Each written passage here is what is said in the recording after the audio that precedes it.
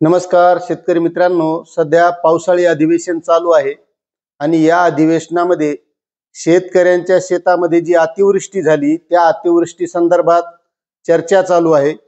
बऱ्याचशा जिल्ह्यामध्ये अतिवृष्टी झाली होती, त्यामध्ये यावर्षी नुकसान झालं। 2024 ला सुद्धा अतिवृष्टी झाली, 2023 ला झाली, मात्र या वर्षीचे पंचनामे झालेले आहेत। या वर्षीची तर मदत मिळालीच नाही, मात्र 2023-24 ची सुद्धा आतापर्यंत मदत मिळालेली नाही आणि त्या संदर्भातला प्रश्न एका बुलढाणा जिल्ह्यातल्या आमदारांनी उपस्थित केला। त्याला जे मदत व पुनर्वसन मंत्री यांनी उत्तर सुद्धा दिलं आणि त्याच मुद्द्यावर जी काही चर्चा झाली त्याबद्दल ती चर्चा नेमकी काय झाली हे तर मी तुम्हाला दाखवणारच आहे। पण तत्पूर्वी तुम्हाला एक विनंती आहे की शेतकरी मित्रांनो, तुम्ही जर आपल्या चॅनलवर नवीन असाल तर चॅनलला सबस्क्राइब करा, व्हिडिओला लाईक करा आणि प्रत्येक शेतकऱ्यापर्यंत ही माहिती शेअर करा। शेतकरी मित्रांनो, बुलढाणा जिल्ह्यामध्ये या वर्षी सुद्धा अतिवृष्टी झाली।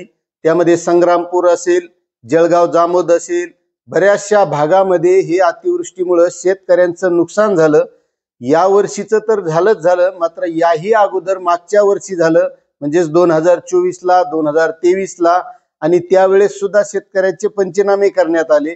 या वर्षी सुद्धा जी अतिवृष्टी झाली याचे सुद्धा पंचनामे करण्यात आले आणि याच प्रश्नावर संजय कुटे जे जळगाव जामोदचे आमदार आहेत यांनी मदत व पुनर्वसन मंत्री यांना प्रश्न विचारला की मंत्री महोदय, आपण या वर्षी जे काही अतिवृष्टी झाली, नुकसानी झाल्या, या मदतीवर आपण आज चर्चा करत आहोत, मात्र बुलढाणा जिल्ह्यामध्ये 2023 आणि 24 मध्ये जी अतिवृष्टी झाली होती या अतिवृष्टीची मदत आणखी शेतकऱ्यांना मिळालेली नाही। शेतकऱ्यांनी केवायसी केली, ज्या काही कागदपत्र द्यायचे ते कागदपत्र दिले, मात्र तरीही आणखी शेतकऱ्यांना मदत मिळालेली नाही। ही मदत कधीपर्यंत मिळणार हेच मंत्री महोदयांनी स्पष्ट करावं। आणि त्यावर नंतर मंत्री महोदय म्हणजे जे मकरंद जाधव आहेत, मदत व पुनर्वसन मंत्री, यांनी उत्तर दिलं की या वर्षीची जी आहे ते पाहणी करू, पंचनामे झालेले आहेत, त्या मदतीचा सुद्धा विचार करू।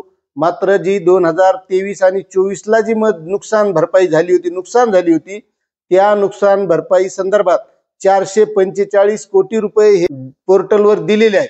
आता हे डीबीटी पोर्टलच्या माध्यमातून शेतकऱ्यांना मिळणार आहेत आणि त्याबद्दलचे 245 कोटी रुपये हे शेतकऱ्यांना दिलेले आहेत। आता शेतकरी मित्रांनो, हे 245 कोटी रुपये जे अतिवृष्टी नुकसान भरपाई होती 2023-24 ची, तर ही तुमच्या खात्यात आली आहे का?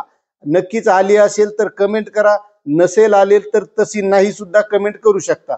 आणि मित्रांनो, त्यांनी सांगितलं की 245 कोटी रुपये आम्ही दिलेले आहेत, मात्र 200 कोटी रुपये हे 2 ते 3 दिवसामध्ये शेतकऱ्यांच्या खात्यात वितरित केले जातील असं सुद्धा त्यांनी त्यावेळी सांगितले। आता मित्रांनो, शासनानं 2023-24 चीच मदत आणखी शेतकऱ्यांना दिली नाही आणि आता त्यामध्ये या वर्षीचं सुद्धा नुकसान झालेलं आहे। आता या वर्षीच्या नुकसान भरपाईची मदत कधी मिळेल आपल्याला ते बघावंच लागेल।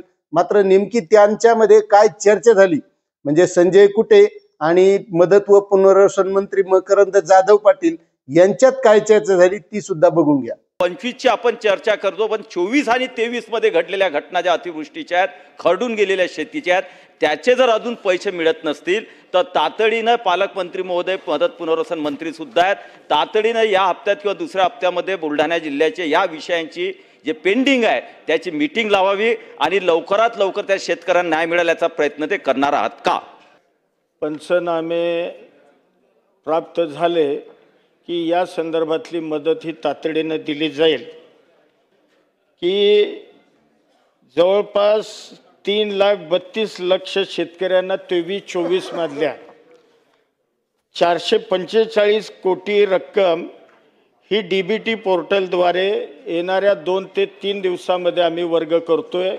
यापैकी 245 कोटी रुपये आम्ही वर्ग केलेली आहे आणि आज आणि उद्या राहिलेले 200 कोटी रुपये आम्ही शेतकऱ्यांच्या डीबीटी पोर्टलवर त्या ठिकाणी वर्ग करू। अशी ही अतिवृष्टी नुकसानीची बुलढाणा जिल्ह्यातील आज विधानमंडळामध्ये चर्चा झालेली आहे। आता मंत्री महोदय म्हणाले की 2 ते 3 दिवसामध्ये 200 कोटी रुपये हे शेतकऱ्यांच्या खात्यात दिले जातील, मात्र जोपर्यंत शेतकऱ्यांच्या खात्यात येत नाहीत तोपर्यंत या व्यवस्थेचं काही खरं नाही, कारण ही मदत 2023-24 ची आहे आता 2025ला सुद्धा नुकसान झालेली आहे। मात्र आता मदत जोपर्यंत शेतकऱ्यांच्या खात्यात येईल तोपर्यंत काही सांगता येत नाही। आता मित्रांनो, तुम्हाला ही माहिती कशी वाटली नक्कीच कमेंट करा। चॅनलवर नवीन असाल तर सबस्क्राईब करा, व्हिडिओला लाईक करा। भेटूया अशात नवनवीन माहितीसह नवीन व्हिडिओमध्ये। धन्यवाद।